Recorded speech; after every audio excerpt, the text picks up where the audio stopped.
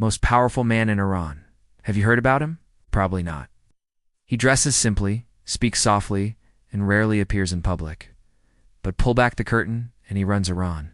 Controls the military, the economy, the judiciary, even the nuclear program.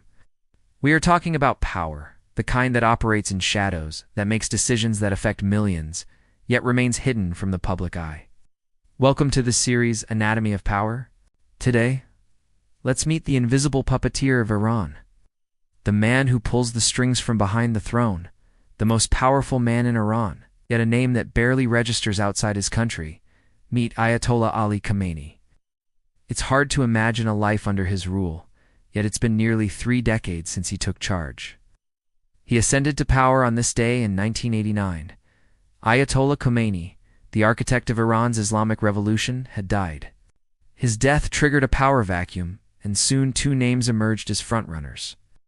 Both from the clergy, both influential, both claiming the mantle of leadership, Hossein Shariat-Madari and Ali Khamenei. Your supporters campaigned across the capital, Tehran, calling in the bazaars, chanting slogans, trying to sway the balance.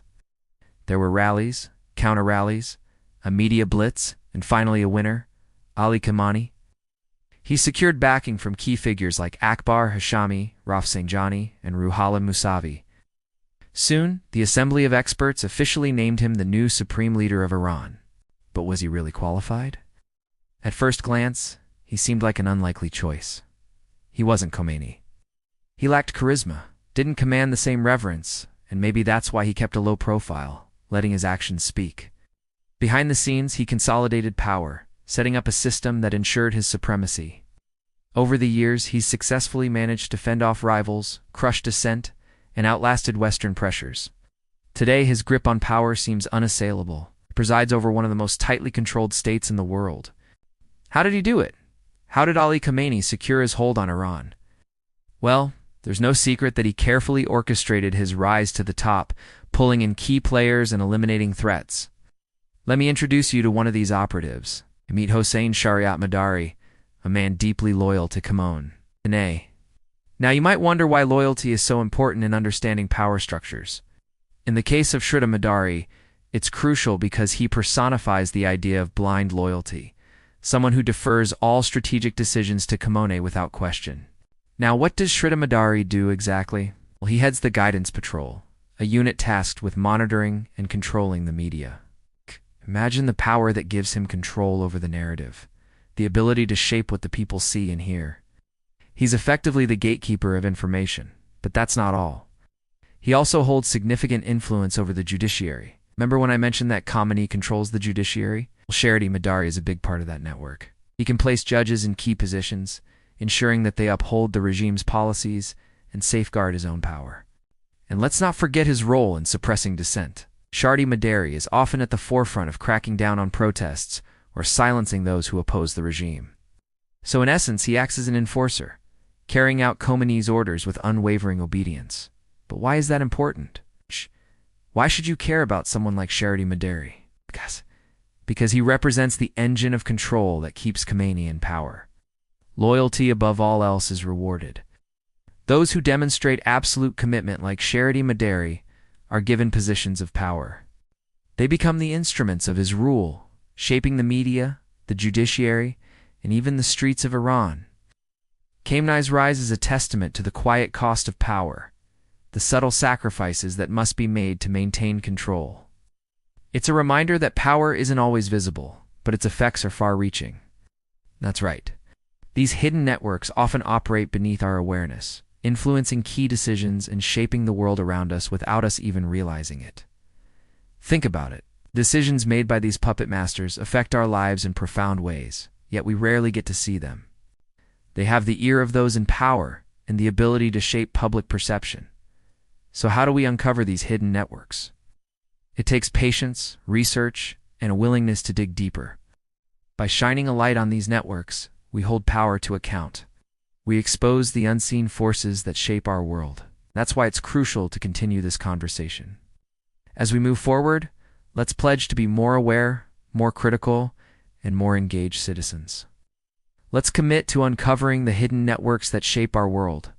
Let's talk about his inner circle, a hand-picked team of loyalists who execute his grand strategy. First up, we have Major General Hossein Salami. Now you may be wondering, what does a Major General do?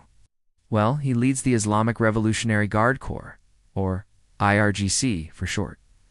This is not just any military unit. The IRGC is the elite force of Iran's armed forces, answerable only to Khamenei. Salami has held this position since 2007, and in that time he's overseen the expansion of the IRGC's influence. What does that mean? Well, it means that he's responsible for some of Iran's most covert operations, from drone development to cyber warfare. But he doesn't just wield military power. Salami also has significant political clout. He's known for his hardline stance, often advocating for a confrontational approach towards the West. But it's his control over the IRGC that makes him so important.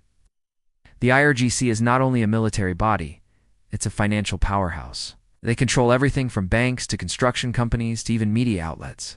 So in effect, Salami has his hands on the pulse of Iran's economy, and he uses this power to further Khamenei's goals. Next, we have Gholam Hossein Mohseni EJ. At first glance, he might seem like an ordinary judge, but he's anything but. He's a member of Iran's judiciary, and his position gives him immense power. Why is that? Well, he sits on the Supreme Court of Iran, and as such, he helps shape the country's legal landscape. But that's not where his influence ends. He's also the head of Iran's intelligence ministry. Imagine the reach that gives him control over the very sources of information that the public relies on. So not only does he interpret laws, he also decides what information reaches the public and what stays hidden. But it's his close ties to Khamenei that make him truly powerful. He acts as a link between the judiciary and Khamenei's office, ensuring that the law is used to uphold the supreme leader's goals. In essence, he's the enforcer of Khamenei's vision for Iran. Finally, we have Reza Rahimi Moghaddam, the director of Iran's Islamic propagation organization. At first, the role might seem like a simple religious duty, promoting Islam across the globe. But in reality, it's much more than that. Moghaddam essentially controls Iran's soft power apparatus. He shapes how Islam is perceived abroad, influencing millions worldwide. His decisions can impact diplomatic relations, fuel conflicts, or even spark revolutions. Think about the power that gives him the ability to mold public opinion, to frame global narratives, and to shape the image of Islam on the world stage. It's a silent power, yet it can be a potent force. And here's why. These individuals aren't just powerful on their own, their power lies in their connection to Khamenei. They form a tight-knit network, a group of loyalists who execute Khamenei's grand strategy with precision. Together, they control the levers of power in Iran, from the military to the judiciary, from intelligence to diplomacy. They ensure that Khamenei's vision remains unchallenged. They've worked tirelessly to expand Iran's influence across the region, forming alliances and supporting proxy groups. Their actions have shaped the political landscape of the Middle East, all while operating largely out of the public eye. This hidden network ensures that Khamenei's power remains absolute. Each member plays a crucial role, acting as a cog in a well-oiled machine. Together, they've turned Iran into one of the most tightly controlled states in the world. Khamenei's empire is built on a foundation of control.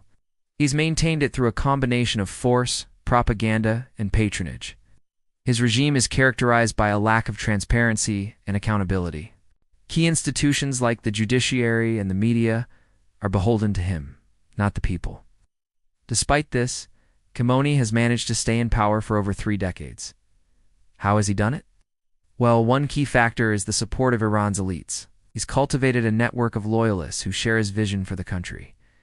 These allies act as a buffer between him and the populace, ensuring that dissent doesn't reach his doorstep. But what about the people? How does he keep them in line? One word: fear. Khamenei's regime is notorious for its heavy-handed tactics. The mere whiff of dissent can trigger a crackdown. The streets of Tehran often witness violent confrontations between protesters and security forces.